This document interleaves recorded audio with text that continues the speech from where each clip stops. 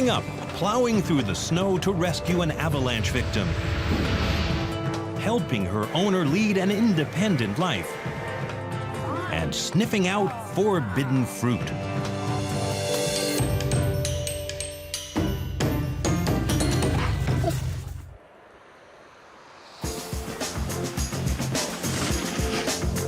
Fernie Alpine Resort is nestled in the high peaks of the Canadian Rockies.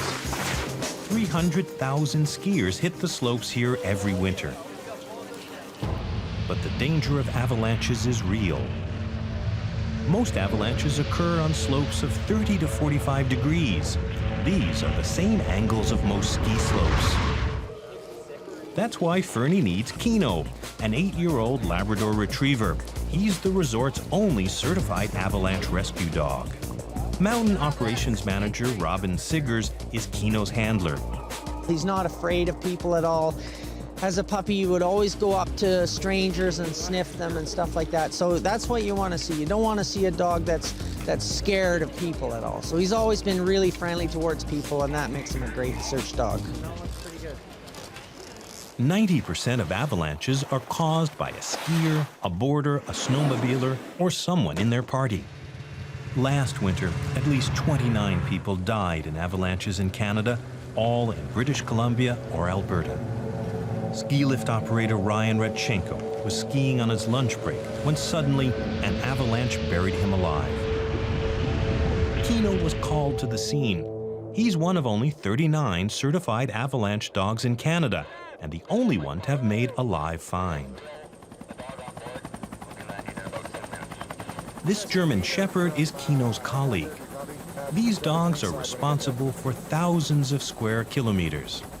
The Europeans have had much more success. They have many more live rescues because they have hundreds of dogs within a few hundred square kilometers. So our dogs are spread out over a giant geographic area, and that's why a live find is going to be much more difficult to achieve. Ted, we've got a confirmed hit here. Okay. Kino's mornings start in the dark as the crews groom the slopes.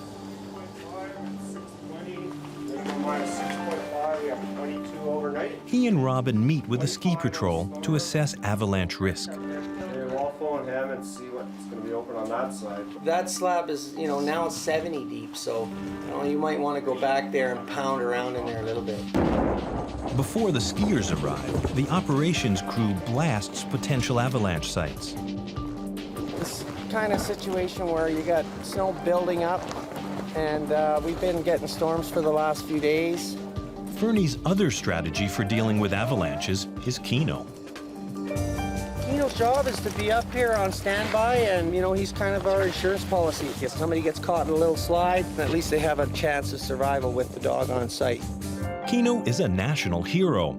3 years ago, Kino rescued Ryan Renko, who was buried alive in an avalanche. Ryan was a ski lift operator at Fernie and had gone skiing on his break. He accidentally veered out of the safe area.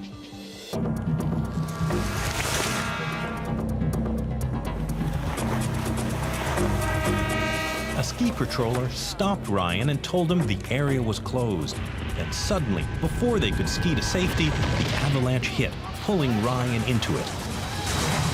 I was sucked into a wave of snow down the mountain. I managed to ride the wave to the bottom of the hill, but by the time I got to the bottom of the slope, the wave of snow just covered over me, and it was complete darkness after that. Under the snow, in the dark, avalanche victims often don't know which way is up. It was very dark, very cold, very frightening. Snow was right up to my face. I was actually very nervous. I thought I was gonna die. Ryan was buried under 1.5 meters of snow. It was so tightly packed, it was like being stuck in cement. All he could do was wait.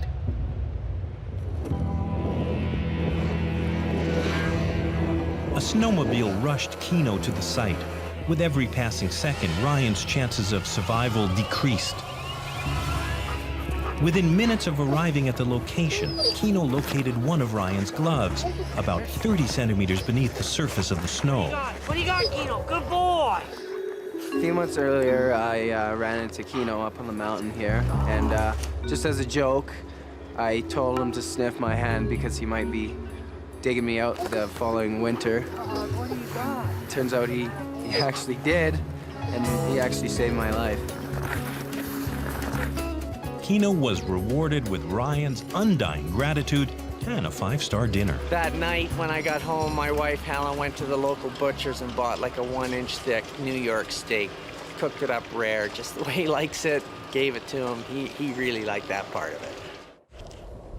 Every day at Fernie Alpine Resort, while Kino watches, Robin checks wind, temperature, and snow density. These factors all contribute to avalanche risk. And the upper level winds, pretty much overcast with a light southwest wind. We take the date, time, sky condition, new snow, maximum, minimum temperatures. We weigh the snow, we get the density of the new snow. So we know how much stress has been added to the snowpack. That's a clue to us as to you know, what kind of avalanches we're gonna have on a given day. How's it going? Not too bad, you? The regulars on the hill all know Kino. He's always there, on call 24/7. Kino weighs 80 pounds. A lighter dog might get through the snow more easily, but Kino's stocky build gives him strength and stamina. He doesn't like to jump up unless it's supper time, and then he can seem to leap 3 feet off the ground. But getting on and off the chairlifts, he kind of crawls in and out of there. He's not really super agile. And when he's on a search site, he's not the fastest avalanche dog you'd ever see. He doesn't bolt around the site, but he'll search for extended periods of time. He's just a really pleasant dog, has a great personality. At the top of the mountain, while the operations team meets in the cabin, Kino chills in his kennel. Suddenly, Robin gets a call. Skiers triggered a small slide on the mountain's east side. Hey, Kino, come on, buddy. Let's go to work. One well-trained avalanche dog can search up to 20 times as fast as a human team. Kino has to work quickly. If he doesn't find the victim in 30 minutes, the chances of survival are only 50%.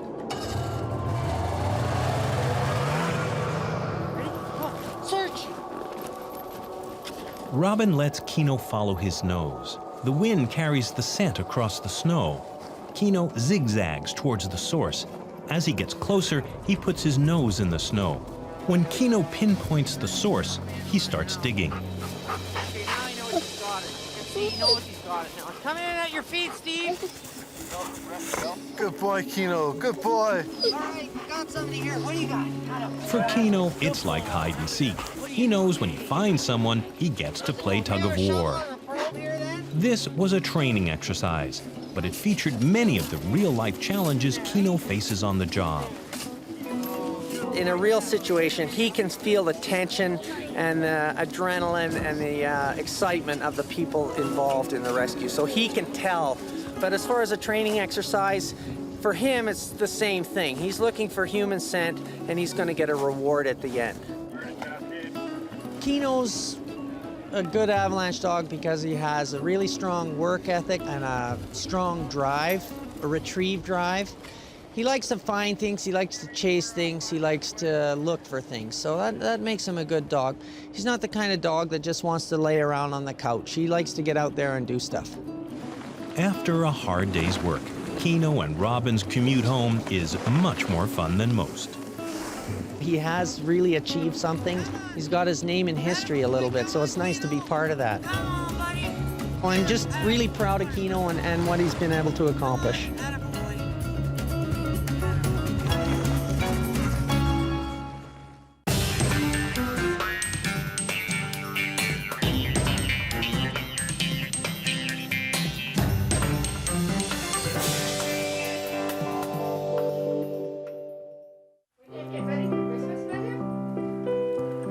Christmas time?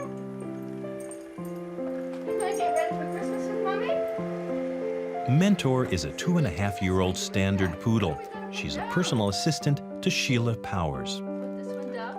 Mentor is a friend. She's a companion.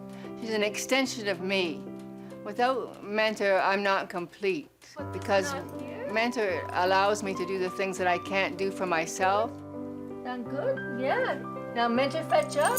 She's my legs. She's my ears. She's my stability. Good girl. We put it on. She's just the best thing that ever happened to me. Sheila's legs were amputated after an accident in the 70s. Later on, a life-threatening illness left her with no option but to take a drug that would leave her deaf. Mentor makes the tasks of daily life easier.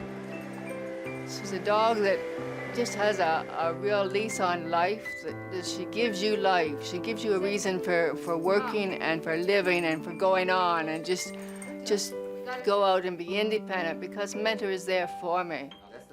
Parcel we bought for all this. For the Mentor is Sheila's third service dog, but the first she has raised from puppyhood.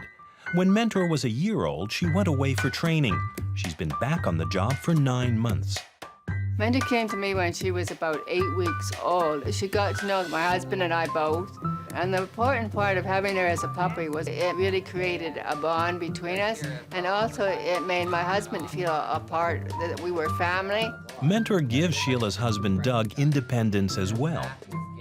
She knows, you know, how to look after Sheila. So I can be out at night and know that Sheila's secure. Look at the mail. Mentor adds a great deal of stability, peace of mind, and security. Mentor helps me by getting the mail in the morning. She helps me by picking up anything I drop. That's a good girl. That's it. Mentor has this personality that just wants you to be full of vim, vigor, and vitality. And I'm getting close to being 60, and it's nice to have a dog who keeps you really interested in what you're doing and being independent. Sheila lip reads and can use a specially amplified telephone, but she needs Mentor to alert her to its ring and the doorbell.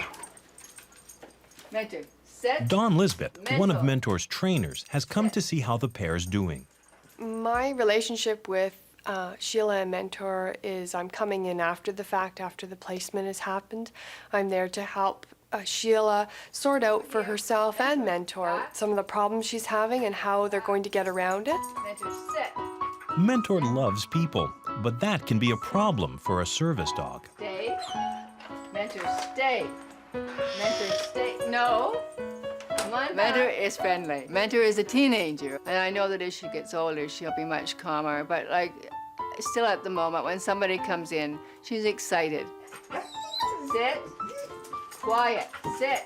Sheila's teaching Mentor to have more self-control. Sit. Mentor, sit. Mentor's thrilled to see Dawn, but she has to learn to sit before she can say hello. Mentor, back. Her biggest problem is, of course, loving people, which I don't think is a huge problem, but it's it is something that they have to work through. Who's there? Nice sit, Mentor. Quiet. She has the command, say hello. And with that, she shakes hands with somebody. Say hello. That's a good girl. Took her a little while. I know I'm going to have to work on it for a while, and that's fine. I mean, nobody's perfect, no dog's perfect. But I'd rather have that than the fact that she doesn't do the other things for me that I need so badly. Good girl. You look nice. You're beautiful. Poodles have hair rather than fur. Because they don't shed and produce almost no dander, they're ideal for allergy sufferers. Their coats mat easily and need to be brushed or clipped regularly. Mentor, load up. In the front, Mentor. Sheila and Mentor are off to buy Christmas presents. Dawn will observe them as they go about their day. You stay sitting up with Mommy? Yeah. Sheila's been driving for years. Her van is equipped with hand-controlled brakes. It's perfectly safe as long as Mentor is there to alert her to horns and other sounds she can't hear. Once, Mentor's vigilance helped prevent a disaster. A small boy ran away from his father and into the street. They were just coming out of the shop at a shopping mall, and I didn't see the child get away from the father. And Mentor alerted me to the fact that the child was in the path of the van, and I was able to stop in time and not hurt the child. And then the father was able to grab his son, and everything was all right. It was a very scary situation. Come on, Merry Christmas! Merry Christmas! Happy New Year! The friendly faces of the mall will be a good test for Mentor's self-discipline. She's very good at getting me through a place in the easiest way possible. A standard poodle is a very intelligent dog. Their brain power is phenomenal. We don't know how they do the things they do. Ultimately, they have to get through their days on their own. What is the name of your dog? My dog's name's Mentor. Mentor. That is a beautiful name. The trainer or somebody who's there to help her is not there all the time, so they need to be able to learn how to problem solve. Sheila is shopping for Doug's Christmas present. Mentor, show me the shirt department. Show me the shirt department. Good girl. Mentor helps her locate the right department.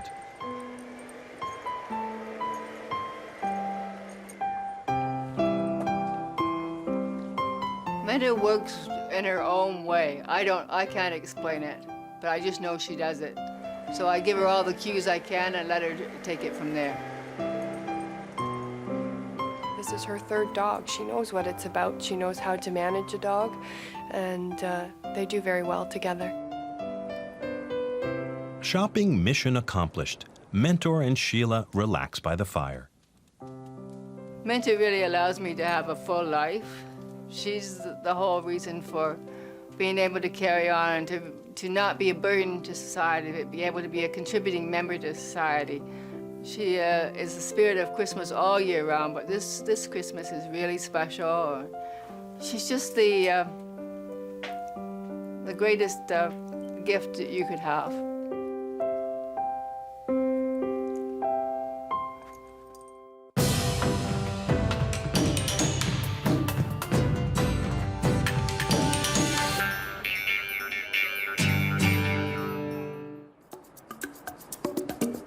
New Zealand is a unique country with its own biodiversity. It's completely surrounded by water with no land borders. So international travelers are monitored closely since they can unknowingly introduce pests and diseases that'll upset the delicate balance. So what's Auckland's first line of defense? 35 pounds of hard-working Beagle. Good boy. Every day, Prince greets his handler, Amy Grimmer, with enthusiasm. Are you going to work? Okay, let's go. This 4-year-old Beagle is a biosecurity detector, and he's eager to start his shift at the Auckland International Airport. Prince is a very fun-loving dog. He's loyal and he's very high-spirited. He's got a very good working drive and he loves to go to work. He's eager to get out there and work for me. Today, thousands of travelers will arrive from abroad. These passengers will bring with them all kinds of items that may threaten the flora and fauna of the fragile island ecosystem. Seek.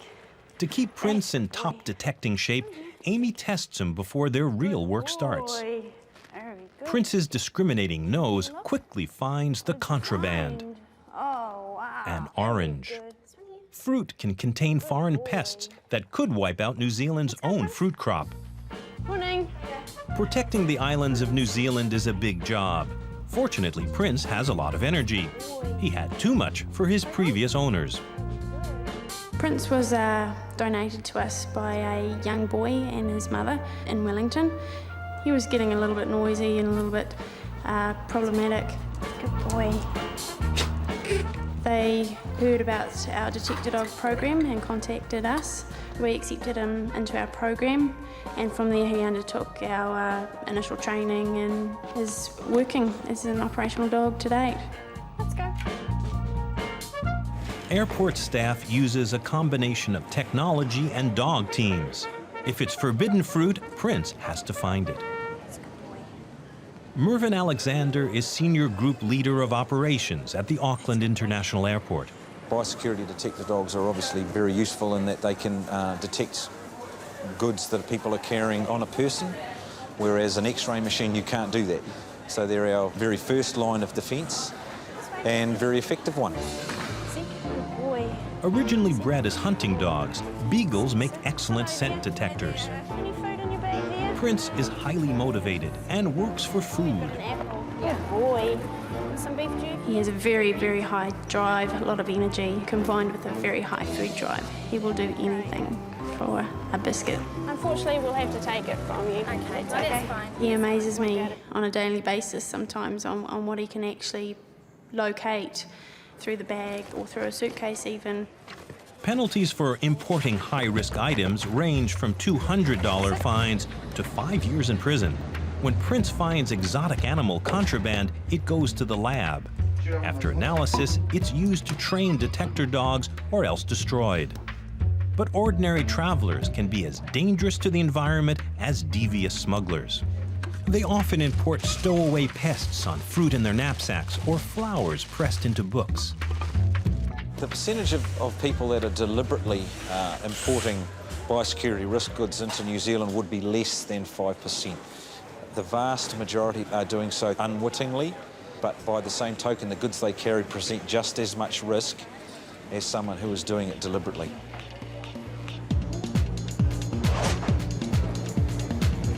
When 3 international flights arrive at once, it's rush hour for Prince. See? Contraband could be lurking anywhere. Prince goes into overdrive in search of his shopping list of no-nos. Hi there. Do you lower your backpacks, please?